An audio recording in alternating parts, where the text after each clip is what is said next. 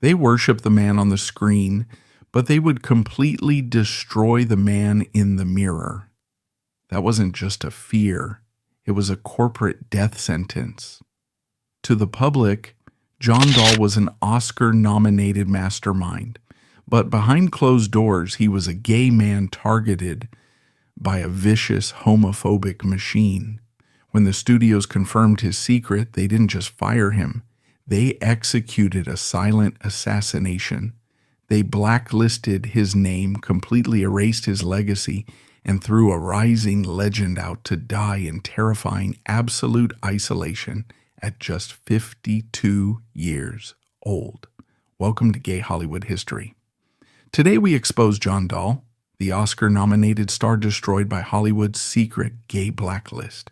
Before becoming a profound, agonizing tragedy, John Dall was treated as a flawless god, walking among mere mortals. Born in New York City in 1920, he possessed a rare, intoxicating blend of sharp intellect and striking physical beauty that Hollywood simply could not manufacture. He did not come from the desperate, hungry streets like so many other struggling actors who crawled their way into the Los Angeles studio system. He was carefully bred for the highest echelons of American society. He attended the prestigious Horace Mann School and later walked the hallowed halls of Columbia University. In the fiercely competitive American cultural landscape, an Ivy League pedigree is the ultimate golden ticket. It is a massive guarantee of immense power, untouchable prestige, and a perfectly comfortable, highly predictable life. But beneath his impeccably tailored suits and refined aristocratic manners, a deeply rebellious, passionate, artistic soul was quietly screaming for release. He boldly, deliberately walked away from that coveted elite establishment, actively turning his back on the ultimate American dream of the upper class to chase the bright, blinding lights of the theater. He possessed an undeniable magnetic charisma. He had a slow, mesmerizing half-smile and deeply expressive, hauntingly intelligent eyes that seemed to look right through the camera lens and directly into the souls of the audience. He carried the captivating, brooding aura of a gothic romance hero, wrapped perfectly in modern sophistication, and the entire world instantly, completely surrendered to him. In 1945, he stepped onto the silver screen for his spectacular feature film debut in The Corn is Green. Acting alongside the formidable, legendary Bette Davis is a terrifying challenge that breaks most newcomers, but John Dall did not flinch. While most actors spend decades begging for a single fleeting moment of recognition, he was immediately crowned as cinematic royalty. His performance as the young Welsh miner, Morgan Evans, was so profoundly powerful, so completely mesmerizing and layered, that it instantly earned him an Academy Award nomination for Best Supporting Actor on his very first attempt. He was an overnight global phenomenon. Millions of women across the nation looked at this tall, strikingly handsome, highly educated gentleman and immediately projected their ultimate romantic fantasies onto him. He was the brilliant, sophisticated leading man that a deeply exhausted post-war America was desperately craving. But in the ruthless, calculated, bloodthirsty ecosystem of the golden age of Hollywood, becoming a massive overnight sensation is exactly how you unknowingly sign your own invisible death warrant. The exact moment his name was called at the Academy Awards, the heavy iron gates of the Hollywood studio machine slammed permanently shut behind him. He was absolutely no longer a brilliant, independent artist from New York who acted for the pure love of the craft. He had been instantly transformed into a highly valuable, heavily guarded multi-million-dollar corporate asset. The powerful studio executives at Warner Brothers immediately took absolute control over every microscopic aspect of his existence. They aggressively molded his elegant raw material into their perfect, profitable cinematic product. They strictly dictated how he walked to ensure maximum traditional masculinity. They manufactured the precise tone of his sophisticated voice, and they monitored every single breath he took in the public eye. The terrifying cost of this flawless golden aura was a brutal slave contract, permanently sealed with the infamous, widely feared morality clause. This invisible document was not just a standard business agreement. It was a suffocating leash wrapped tightly around his neck. The dictatorial studio bosses made the reality incredibly clear. His heart, his mind, and his physical body now belonged entirely to the massive corporate machine. Any subtle deviation from their rigid, sanitized, heterosexual mold would instantly trigger his absolute professional annihilation. Studio fixers and private investigators lurked in the shadows, ready to bury any police reports if an actor was caught at an underground gay club, effectively owning that actor's soul forever. The brutal system knew the hidden truth about who he actually was. Behind the guarded mahogany doors of the executive offices, the fixers and the bosses fully understood that their ultimate romantic idol was a gay man.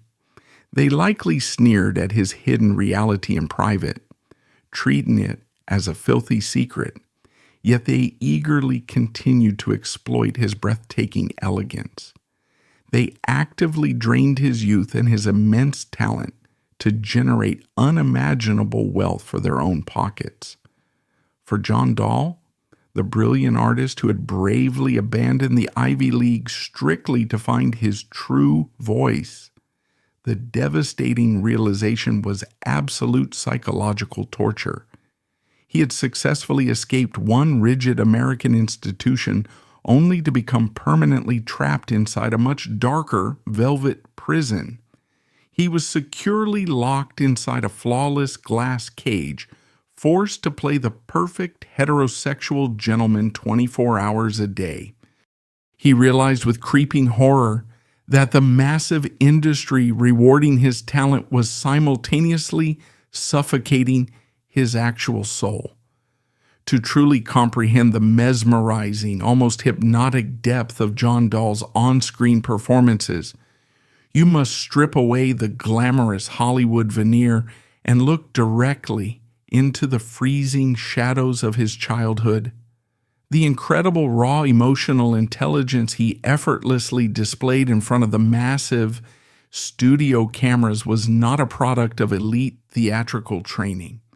It was the devastating, heartbreaking byproduct of a profound, unimaginable early trauma.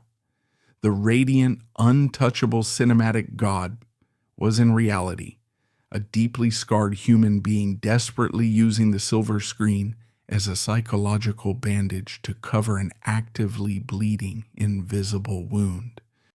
The dark, agonizing prologue to his eventual Hollywood tragedy began in the devastating year of 1929.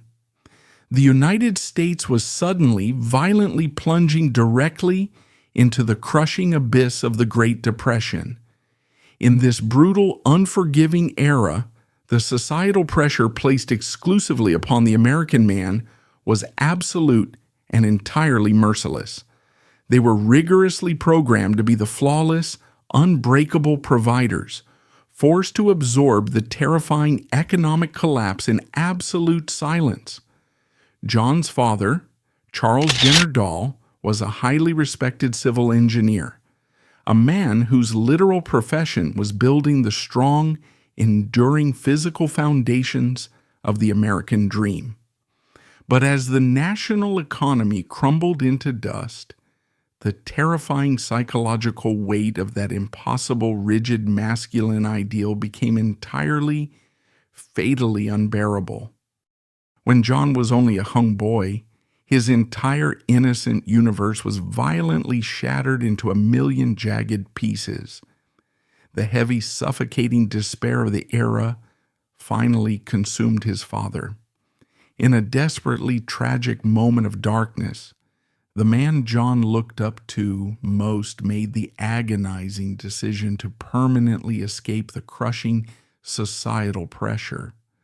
The sudden, incredibly violent end to his father's life left behind a traumatizing, deafening silence that would echo through the rest of the young boy's existence. It ripped away his childhood innocence and completely destroyed the comforting American illusion of a safe, predictable, and flawless family unit. His terrified, newly widowed mother, desperate to escape the haunting ghosts of that shattered home, frantically packed their lives and fled directly to the sprawling, chaotic streets of New York City. But you absolutely cannot simply leave a massive, bleeding psychological trauma behind in an empty house. John carried that heavy, suffocating weight with him every single time he took a breath. Because of that profound tragedy, he intimately understood the terrifying fragility of the human mind. He knew exactly what it looked like when a supposedly strong, stoic man secretly suffocated in the dark until his mind completely broke. This profound, painful early exposure to the darkest corners of the human psyche is the exact, precise reason why his cinematic acting was so breathtakingly authentic.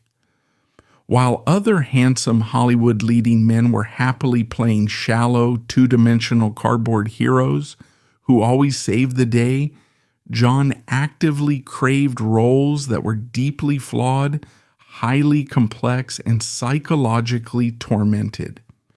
He was brilliantly channeling his own buried, unhealed pain directly into the camera lens. He once explicitly, bravely confessed his ultimate artistic truth, stating, "I like playing people who are a little sick, a little disturbed. They are much more human than the cardboard heroes. On-screen perfection is really just another kind of lie." That single hauntingly honest quote is the absolute master key to unlocking the entire tragic puzzle of his existence. He fundamentally knew that absolute perfection was a highly dangerous, toxic illusion because he had personally watched that exact same societal illusion destroy his own father. Yet in a cruel, agonizing twist of historical fate, the ruthless, bloodthirsty Hollywood entertainment machine was about to forcefully demand that very same toxic, flawless perfection from him. They were about to violently lock him directly into the exact same suffocating cage of impossible masculine expectations, callously ignoring the incredibly fragile, traumatized little boy who was still silently crying out for help in the dark. To truly grasp the incredibly cynical nature of the Hollywood corporate machine, we must closely examine the terrifying psychological gamble of 1948.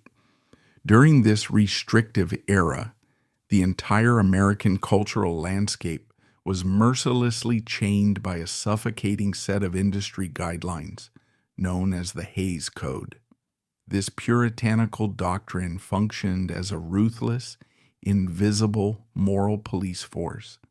It was specifically designed to sanitize the silver screen, ensuring that any subtle hint, any fleeting implication of a life outside the rigid heterosexual framework was treated as an unforgivable cinematic offense.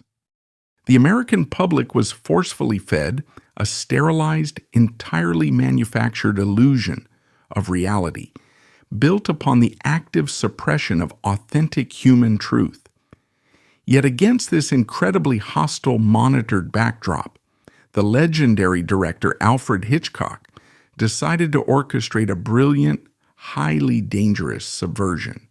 He created the unsettling masterpiece Rope, a chilling claustrophobic narrative based on the infamous real-life 1924 Leopold and Loeb murder case. It was a dark story about two sophisticated, wealthy young men who execute an unspeakable act and then host an elegant dinner party with the highly incriminating evidence sitting directly in the middle of the room, hidden completely inside a wooden chest. But the absolute terrifying genius of this production was not just found in the typed dialogue of the script. It was firmly rooted in the deeply cynical casting. Hitchcock specifically selected John Dall to embody the cold, arrogant mastermind Brandon Shaw, pairing him alongside the incredibly talented actor Farley Granger. What the rigid censors and the millions of oblivious American ticket buyers absolutely did not know was that both of these exceptionally handsome leading men were quietly navigating the freezing shadows of the Hollywood underground. Furthermore, the brilliant screenwriter of the film, Arthur Lawrence, was also a gay man. When you dissect the surviving frames of this claustrophobic masterpiece, the unspoken reality violently bleeds directly through the screen. Hitchcock notoriously filmed Rope using incredibly long, exhausting 10-minute continuous camera takes, actively trapping the actors in a highly pressurized cinematic pressure cooker. Inside that tense enclosed apartment set, Dall delivered a performance that was dripping with a magnetic hidden truth. Notice the calculated, deliberate way he constantly invades Granger's personal space.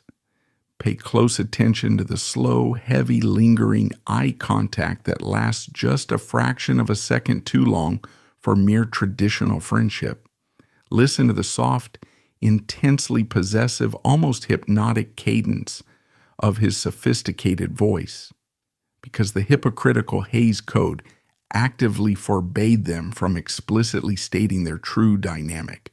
Dall and Granger were forced to pour their repressed reality into every single breathless gesture and every heavy, pregnant silence. It was a masterful, thrilling, incredibly dangerous display of queer coding. They were speaking a secret, forbidden language directly in front of the blinding studio lights. The dark, terrifying irony was inescapable.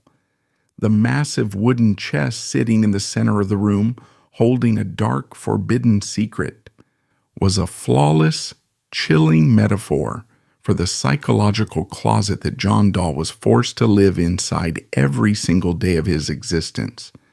But this is exactly where the stomach-turning sickness of the powerful studio executives reveals itself. The exact same dictatorial men who held a metaphorical weapon to John Dall's head, forcing him to conceal his true identity under the threat of professional ruin, were now coldly weaponizing that exact same repressed identity for massive financial gain. They completely understood the undeniable, palpable tension radiating from the silver screen. They absolutely knew exactly what was making that specific on-screen dynamic so incredibly uncomfortable and completely riveting. They were hungrily feeding directly off his internal psychological agony. John was forcefully commanded to channel the suffocating secrecy of his own real life directly into a cinematic performance, while being surrounded by hundreds of studio crew members who could instantly destroy his career with a single whispered rumor. He was effectively forced to play a highly dangerous game of psychological Russian roulette directly in front of millions of unaware viewers. The massive, ruthless Hollywood machine cynically used his authentic soul as a cheap, profitable parlor trick to sell theater tickets while simultaneously denying him the fundamental human right to simply, freely exist in the warm daylight. When the final cut of Rope hit the silver screens across America in the late summer of 1948, mainstream critics eagerly praised it as a groundbreaking cinematic triumph. John Dall appeared to be standing at the absolute untouchable zenith of his career, but this glittering pinnacle was actually a meticulously engineered trap. The cinematic masterpiece that was supposed to permanently cement his legacy as Hollywood royalty was, in terrifying reality, a disguised execution order. The audience mistakenly believed they were watching the thrilling rise of a massive star, but they were actually witnessing a slow-motion public assassination. The master of suspense, Alfred Hitchcock, had orchestrated a brilliant psychological snare, but his ultimate victims were not the ticket-buying public. They were his own vulnerable leading men. The powerful studio executives and the legendary director knew exactly what they were doing. They were intimately aware of the guarded, secret, private lives of both John Dall and his co-star, Farley Granger. In the unforgiving billion-dollar capitalist machine of mid-century American entertainment, executives did not see fragile human beings. They only saw disposable pawns and highly profitable controversy. They deliberately cast two closeted men in a queer-coded narrative strictly to generate an electrifying, unspeakable on-screen tension that would drive massive box office sales. They weaponized the actors' true identities as a lucrative theatrical gimmick. The brilliant screenwriter of the film, Arthur Lawrence, who was also navigating the freezing shadows of that homophobic industry, later delivered a devastating historical confession. He explicitly stated that the picture was clearly about homosexuals. Looking back at the immense wreckage left behind, he chillingly admitted, "We were playing a very dangerous game, and in the end it was only the actors who paid the price." You must let the sickening gravity of that specific confession sink into your bones. The powerful directors, the connected screenwriters, and the dictatorial studio bosses all happily cashed their massive royalty checks. They walked away completely unscathed, returning to their luxurious mansions and guarded swimming pools. But the incredibly vulnerable actors, the men standing directly in front of the blinding studio lights, were thrown to the mercy of the wolves. When the conservative American public and the aggressive moral watchdogs, like the Catholic Legion of Decency, eventually began to decode the undeniable subtext radiating from the film, a wave of silent industry backlash inevitably surged. Rope was swiftly banned in major cities like Chicago, Seattle, and Spokane, sparking a fierce national uproar over its underlying themes. Did the wealthy, powerful studio system step up to defend their brilliant Oscar-nominated star? Absolutely not. In the cold, bloodthirsty mathematics of American corporate entertainment, when a valuable asset suddenly becomes a perceived liability, you do not attempt to protect it. You permanently, violently erase it from existence. The Hollywood machine had successfully squeezed every drop of profitable psychological tension from John Dall's authentic identity. The precise moment the cultural heat became too intense, they casually discarded him like a broken piece of cheap stage equipment.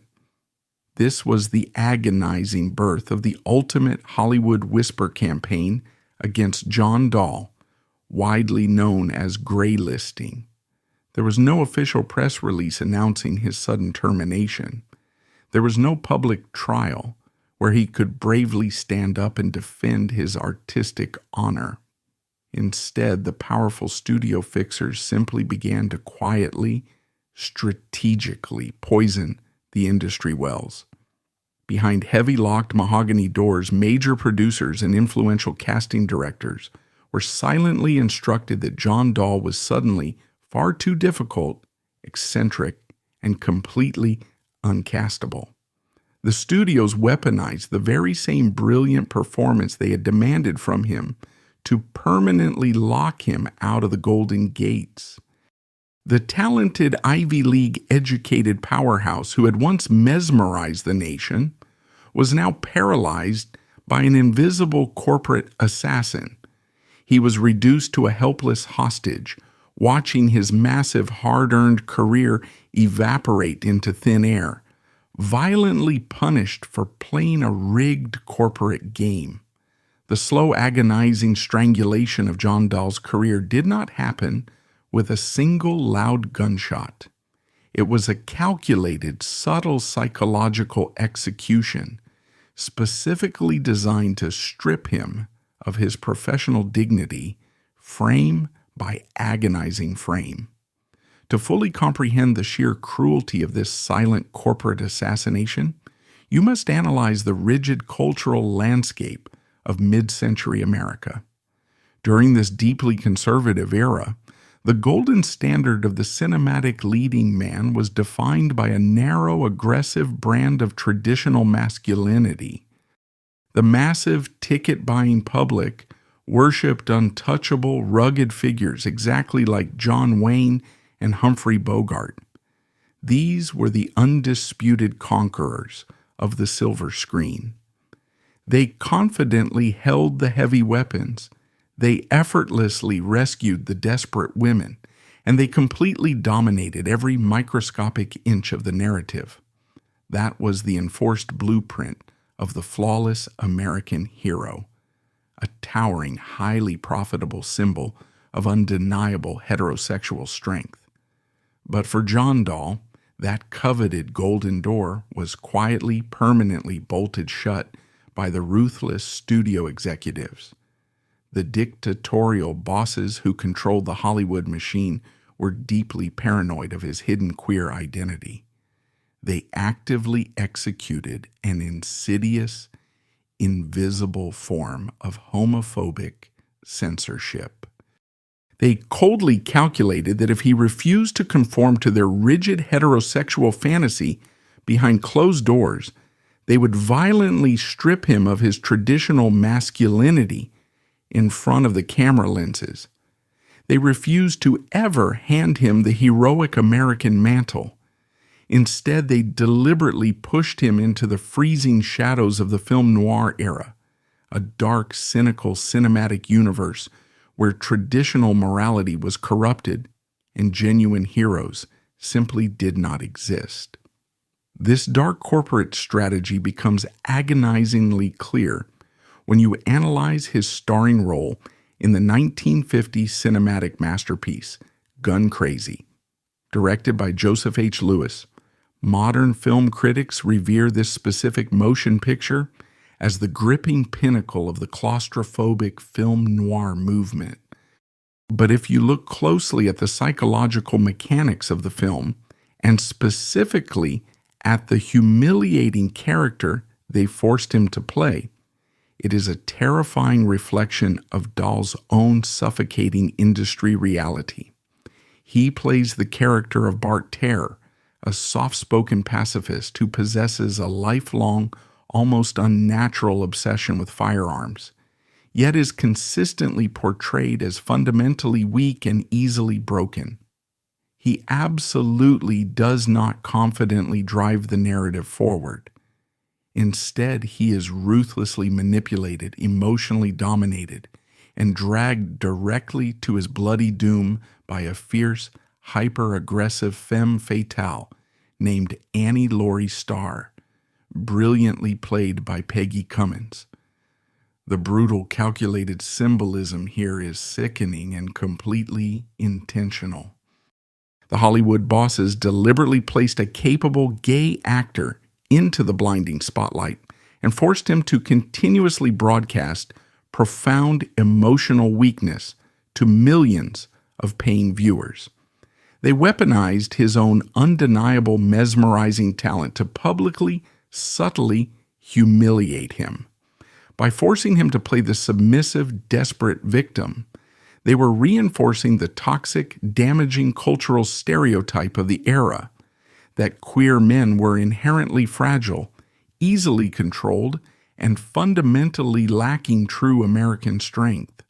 They actively denied him the basic cinematic right to be a savior, a trusted leader, or an ultimate victor. Every single time he delivered a line of desperate, pleading dialogue on that dark movie set, the massive studio system was silently punishing him for his true identity. Every time he visibly cowered on screen beneath the overwhelming will of his female co-star, they were systematically dismantling his once flawless, godlike cinematic aura, piece by broken piece. The brilliant Oscar-nominated powerhouse who had captivated the nation with his sophisticated charm was being ruthlessly reduced to a pathetic cinematic punching bag. It was a slow, agonizing professional bleeding out. The ruthless entertainment machine was intentionally starving him of basic heroic dignity, quietly ensuring that the fickle American public would slowly lose all romantic respect for him. They were deliberately paving the terrifying road for his ultimate, permanent disposal, completely locking him inside a psychological trap from which he could never escape. To understand the terror that paralyzed John Dall, you must step directly into the paranoid psychological landscape of 1950s America. During this chilling era, the glittering concept of American freedom had mutated into a hypocritical farce. The entire nation was gripped by a mass hysteria driven by the notorious House Un-American Activities Committee, widely known as HUAC. It was a sick, heavily monitored society where neighbors spied on neighbors, and a single unfounded rumor whispered in a dark corridor could destroy an entire family overnight. But these ruthless government witch hunts were not just targeting suspected political affiliations. They were simultaneously executing the catastrophic Lavender Scare. This was a brutal, organized national crusade specifically designed to hunt down and permanently purge anyone who did not strictly conform to the traditional heterosexual ideal. It was an invisible war zone, and no one inside the Hollywood studio system was safe. John Dall suddenly found himself standing completely exposed at the most lethal intersection of these two cultural witch hunts. Because of his intellectual New York theater background and his guarded, secret queer identity, he was painted with a terrifying double target. In the locked rooms of the studio executives, he was suspected of possessing both leftist political sympathies and a forbidden romantic life. In the conservative climate of the Golden Age, this was not just a minor career obstacle, it was an undeniable double death sentence. The invisible guillotine was raised directly over his neck. The dictatorial Hollywood bosses were terrified of aggressive government investigations and plummeting box office numbers. To protect their own multi-million-dollar corporate empires, they callously threw their Oscar-nominated star to the political wolves without a second of hesitation. The execution of his brilliant career was not televised. There were no dramatic courtroom battles where he could fiercely defend his artistic honor or his fundamental human rights. Instead, the powerful Hollywood machine activated its most insidious weapon, the whisper campaign. This is a bloodless form of corporate assassination pulled straight from the darkest true crime playbooks. The massive studio fixers simply stopped returning his desperate phone calls. The lucrative scripts mysteriously vanished from his mailbox. When independent directors specifically asked to cast him, they were firmly informed by powerful producers that John Dall was suddenly unavailable, difficult to manage, or entirely uncastable. The crushing silence that abruptly surrounded him was suffocating. He was being buried alive in broad daylight, fully conscious, desperately gasping for air, and unable to scream for help because there was no one left who would listen. He was helplessly watching his life's work, his mesmerizing on-screen talent, be ground into fine dust by a blind, paranoid corporate machine. The vibrant studio lots where he had once been treated like royalty suddenly transformed into freezing, impenetrable, concrete fortresses. Looking back at the smoking wreckage of his stolen career, Dall later delivered a haunting realization that encapsulates the cold-blooded reality of the corporate entertainment industry. He chillingly stated, "In Hollywood, they do not look at talent. If your edges do not fit into their perfect box, they throw you away." It was the devastating truth. The capitalist system did not care about his layered psychological performances or his magnetic cinematic charisma. They only demanded unquestioning conformity. When his authentic human shape refused to fit into their sanitized, artificial mold, they did not just gently push him aside. They ruthlessly erased his name from the glittering marquee, condemning a brilliant artistic powerhouse to slowly suffocate in the forgotten shadows of a broken nation. In the deafening machinery of the Golden Age studio system, genuine human connection was almost impossible to find. Tinseltown was entirely populated by beautiful, profoundly lonely ghosts. When the massive studio cameras finally stopped rolling, the paralyzing isolation of hiding a strictly forbidden identity consumed these actors. Imagine the suffocating silence inside a luxurious Hollywood dressing room, where the biggest, most profitable stars in the world sat entirely alone, terrified of their own reflections. They were surrounded by thousands of adoring fans, yet entirely cut off from basic human warmth. Within this toxic environment, John Dall was part of a tragic, unspoken brotherhood. When he crossed paths with other closeted contemporaries, brilliant, tormented leading men like Montgomery Clift or his rope co-star Farley Granger, there was a fleeting, fragile solidarity. To the oblivious American public, they were towering pillars of traditional masculine romance. But behind the flawless cinematic makeup, they were terrified men secretly drowning in the exact same freezing ocean. They did not need to speak the forbidden words out loud. In the stolen moments between aggressive camera flashes, sitting in the cold shadows of industry gatherings or private underground parties, they recognized the agonizing terror residing directly in each other's eyes. It was a brotherhood forged in the unforgiving shadows of the corporate studio machine.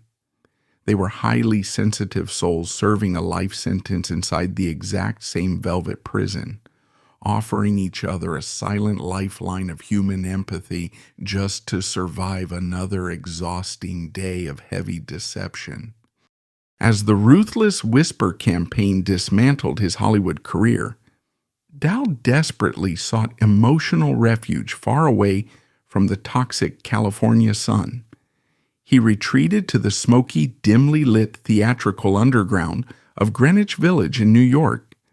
This neighborhood was the explosive epicenter of the 1950s American Cultural Revolution, the absolute beating heart of the legendary Beat Generation. It was a radical, defiant counterculture defined by its unapologetic rejection of rigid conservative norms. Towering literary figures like Jack Kerouac and Allen Ginsberg were loudly shattering the rules of post-war America, fiercely demanding absolute personal freedom and raw human truth. But the ultimate tragedy of John Dall was that he could no longer participate in this freedom. While the radical bohemian artists surrounding him in those crowded New York cafes were fearlessly celebrating their unapologetic existence, throwing their heads back in genuine laughter, Dall remained a profoundly silent, paralyzed observer. His physical posture was painfully rigid, still carrying the heavy, invisible armor of his destroyed cinematic past. This heartbreaking reality illustrates the permanent psychological damage inflicted by the Hollywood entertainment machine. He had successfully escaped the dictatorial studio bosses, but the invisible iron collar remained tightly fastened around his neck. Even in the freest, most radically accepting sanctuary in the nation, his ingrained cinematic trauma prevented him from breathing normally. The corporate system had spent so many terrifying years forcing him to hide his true identity, actively punishing his authentic soul, that he completely forgot how to exist in the warm daylight. The sophisticated man who once effortlessly commanded the attention of millions was now reduced to a silent phantom. He was hovering on the furthest edges of human connection, forever trapped as a lonely, terrified outsider in a vibrant world he so desperately wanted to belong to. The brutal execution of John Dall's cinematic career did not entirely extinguish his passionate artistic soul. It simply forced him to radically change his geographical and psychological battlefield. When the toxic West Coast studio system locked him out, he fled directly across the nation, returning to the beating artistic heart of the East Coast. He sought desperate refuge in the raw, unforgiving, but fundamentally honest world of Broadway. In the cultural geography of the United States, Hollywood represented a highly profitable, heavily censored corporate illusion. Broadway, however, remained a gritty, independent sanctuary where broken artists could still bravely bleed their truth onto a wooden stage. It was an agonizing professional exile, but it was also a necessary act of pure human survival. He traded the blinding multi-million-dollar movie sets for cramped, shadowed theatrical dressing rooms. During this period, while fighting to rebuild his shattered artistic dignity, he penned a profoundly revealing letter. In this guarded private correspondence, he articulated his terrifying disgust with the entire entertainment machine. He wrote with heavy bitterness, "The camera always lies, and I am so entirely exhausted of being its puppet." That single devastating sentence perfectly encapsulates the tragedy of his existence. He was a brilliant, complex man who had been forced to physically embody a corporate life for so long that the very concept of a cinematic lens had become physically repulsive to him. The profound depth of his internal psychological agony remained buried for decades, entirely hidden from the judgmental American public. It was not until long after his physical body had turned to ash that a chilling, heartbreaking discovery was made. Hidden away in the freezing, forgotten shadows of a dusty attic, a locked wooden box was quietly opened.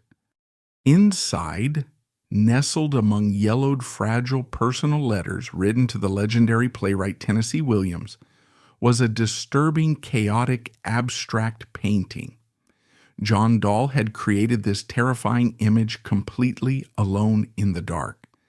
This textured painting was not a sanitized portrait of a perfect American gentleman. It was a violent, aggressive depiction of absolute inner demons. The dark paint strokes slashed across the canvas, screaming the agonizing terror and repressed rage of a man who had been erased by a billion-dollar industry. The dictatorial studio executives had stolen his radiant youth, censored his authentic voice, and destroyed his brilliant career. But they could not permanently silence his tormented artistic soul. He secretly documented his profound suffering, leaving a guarded visual confession in the dark. He was patiently waiting for a future generation to finally understand the agonizing price he paid for his undeniable genius.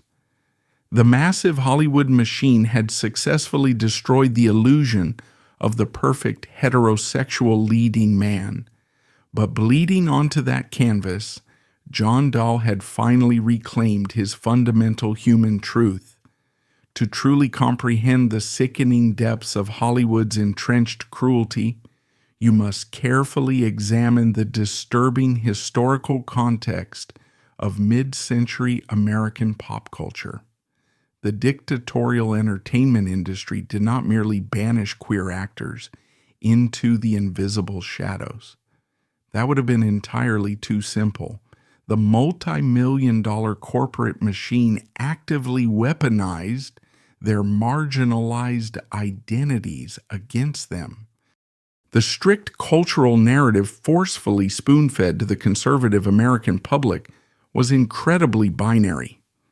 The flawless, undisputed savior of the narrative was strictly the rugged, traditional, heterosexual male. Anything that dared to exist outside of that rigid parameter was aggressively painted as inherently dangerous, deeply suspicious, and fundamentally evil. This toxic cinematic brainwashing reached an agonizing pinnacle with John Dall's devastatingly brief return to the silver screen in the 1960 historical epic Spartacus. After suffering through a long period of professional exile, the former Oscar-nominated powerhouse was finally handed a major studio role. But this was absolutely not a glorious, triumphant return to cinematic royalty. It was a calculated public humiliation. The ruthless studio executives specifically cast him in the detestable role of Marcus Glabrus, a weak, corrupt, and morally bankrupt Roman commander. You must force yourself to deeply analyze the horrifying mechanics of this corporate decision.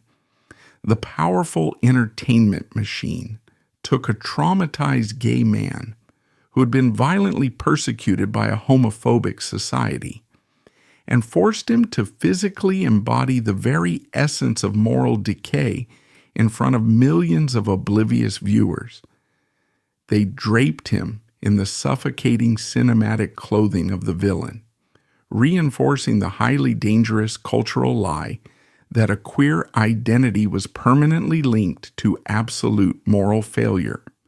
As modern cultural historians have astutely observed, the studios did not merely exile queer actors. They transformed them into profitable cultural weapons. They forced these men to wear the masks of profoundly decadent villains, making them entirely complicit in the systematic public erasure and demonization of their own marginalized community. The absolute tragedy of John Dall's highly publicized performance in Spartacus is that it was completely inescapable. He desperately needed the rare acting opportunity. He needed the financial compensation, and he passionately longed to return to the artistic craft that defined his soul. But the heavily guarded admission price to re-enter the golden gates of Hollywood was a sickening participation in his own psychological destruction. Every single brilliant, mesmerizing acting choice he delivered on that massive set was instantly weaponized by the homophobic studio system to further isolate and demonize people exactly like him. The sophisticated Ivy League educated actor, who had initially refused to be a fake cardboard hero, was now forced to become the ultimate highly profitable cardboard villain. The ruthless American entertainment conglomerate effectively held a metaphorical gun to his head and forced him to pull the trigger on himself, all while millions of unaware conservative Americans happily consume the toxic corporate lie. The human heart is an incredibly resilient organ, but it can only endure a specific measure of absolute terror before it simply surrenders. On January 15, 1971, the profound exhaustion of living a constant double life finally shattered John Dall. He suffered a massive, fatal heart attack. He was only 50 years old. But to label this a mere medical tragedy is to ignore the brutal psychological assassination that preceded it. His physical heart did not just suddenly fail. It was systematically crushed under the suffocating weight of hiding his authentic soul from an unforgiving American society. When the physical body finally gives out, the mourning process is supposed to bring a shred of basic human dignity. But for a queer man in early 1970s America, even death offered no sanctuary from the corporate lies. The final cruelty of the Hollywood machine and the biased American legal system was about to be executed with chilling bureaucratic precision. John Dall did not die unloved. He had shared his guarded private world with devoted partners throughout his quiet, exiled years. Men like Aaron Frankel and Clement Brace.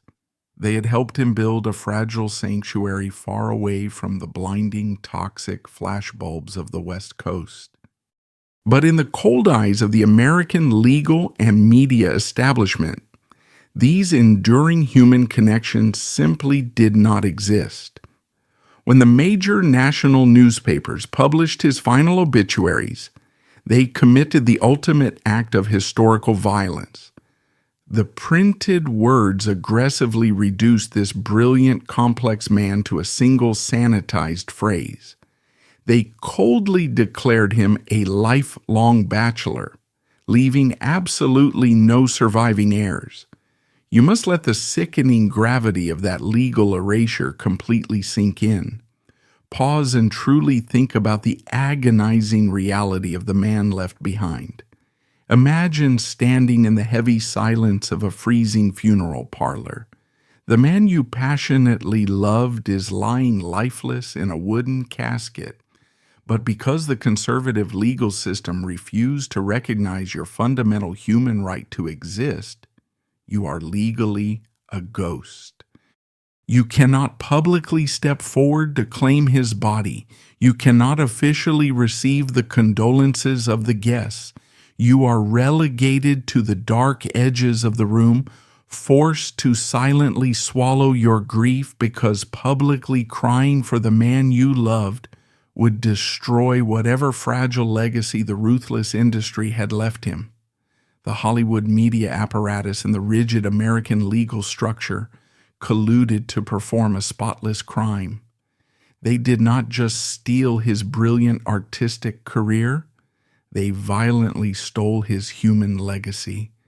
They legally erased the genuine love he had fought for, deleting his partners from all historical documents as if they had simply been typographical errors on a corporate contract. It was the ultimate triumph of the oppressive machine over the fragile human soul. They successfully preserved the highly profitable illusion of the handsome heterosexual leading man right down into the cold earth, burying his true identity right alongside his physical body. The official medical records dictate that John Dall died of a massive heart attack, but official documents are often just another heavily censored Hollywood script. His heart did not simply fail him on a random winter day. It was methodically suffocated over decades by a ruthless corporate machine that forced him to permanently trade his authentic soul for a monitored sliver of the spotlight. The massive American media empire of the 20th century built a glittering global monument to freedom and romance, while simultaneously burying its most brilliant, sensitive artists alive in the dark. We often look back at these faded black and white photographs and comfortably tell ourselves that this specific brand of cruelty belongs entirely to a distant, ignorant past. But the deeply tragic life of John Dall serves as a haunting, urgent warning for our modern society. The exact same invisible corporate machinery still dictates who is allowed to be a celebrated hero and who is forced into the shadows. The devastating cost of a manufactured illusion is always paid with genuine human blood. This agonizing tragedy forces us to look directly at the guarded walls of the entertainment industry and ask, exactly how many other beautiful souls were violently erased in the dark? How many other lifelong bachelors were actually grieving partners, forced into permanent silence by a bloodthirsty system? John Dall and the brave men he quietly loved were almost completely erased from the historical record, but the absolute truth cannot remain buried under the Hollywood sign forever. Here at Gay Hollywood History, we refuse to let their agonizing sacrifices fade into a convenient silence. We must relentlessly tear down these massive corporate lies and finally return the stolen dignity to the pioneers of this industry. If this heartbreaking journey behind the velvet curtain resonated with you, if you believe these silenced voices deserve to be heard, please hit the like button right now. Subscribe to the channel to help us shatter these historical illusions and violently expose the chilling truth hiding directly behind the silver screen. See you in the next video.